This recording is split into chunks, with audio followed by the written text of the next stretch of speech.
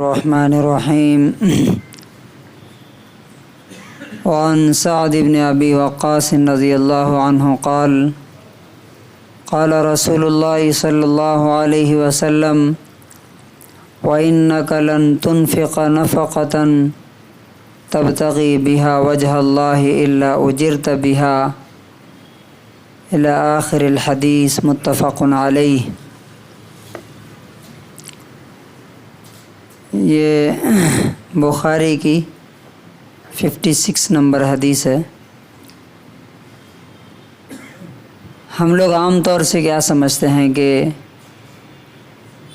مسجد میں آ کے نماز پڑھنا، قرآن پڑھنا یہی عبادت ہے اور اسی پر انسان کو ثواب ملتا ہے۔ باقی جو لوگ جاب کر رہے ہیں، جو کام کر رہے ہیں، جو کھیتی باڑی کر رہے ہیں، سب دنیا داری کے کام ہیں۔ حالانکہ ایسا نہیں ہے۔ اللہ کے رسول صلی اللہ علیہ وسلم نے کیا بتایا کہ حضرت سعد رضی اللہ عنہ کہتے ہیں کہ رسول اللہ صلی اللہ علیہ وسلم نے مجھ سے فرمایا تھا کہ وَإِنَّكَ لَن تُنْفِقَ نَفَقَةً، تم جو بھی پیسہ خرچ کرو گے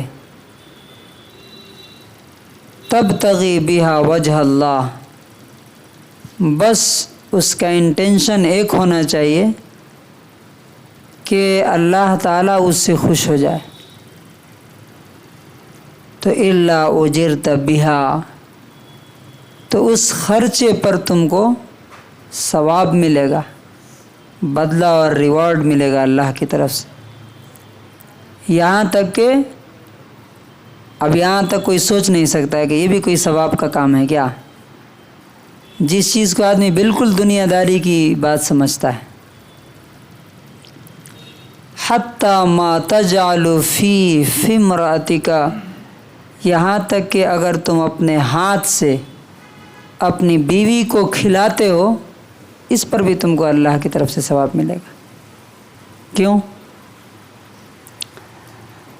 اس لیے کہ اللہ تعالیٰ نے بیوی سے محبت کرنے کا حکم دیا ہے۔ جس سے محبت کرتا ہے انسان اسی کو کھلاتا ہے نا۔ دشمن کو تو کھلائے گا نہیں کہ ہاں چلیے آپ میرے بڑے دشمن ہیں، آئیے ایک مٹھائی کھلا دیتے ہیں آپ کو، ایسا نہیں ہو سکتا۔ تو جس طرح بچوں کو انسان کھلاتا ہے اسی طرح جس سے بھی محبت ہوتی ہے اسے کھلاتا ہے۔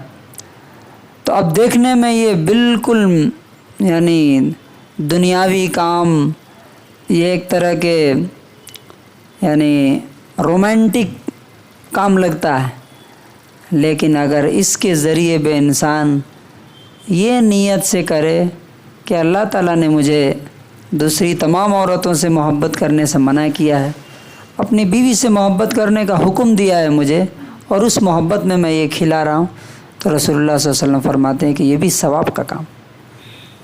تو ہمیں ایسا نہیں سوچنا چاہیے کہ ہم جو کما رہے ہیں دن بھر وہ عبادت کا کام نہیں، سب عبادت کا کام ہے، بس اس میں دو چیزیں ہونی چاہیے، ایک تو حلال کی کمائی ہونی چاہیے اور دوسرا صحیح جگہ پہ خرچ ہونا چاہیے۔ وہی اگر کوئی گرل فرینڈ پہ خرچ کرتا ہے تو وہ کیا ہے؟ گرل فرینڈ کو کھلاتا ہے تو حرام ہے، وہ ناجائز ہے۔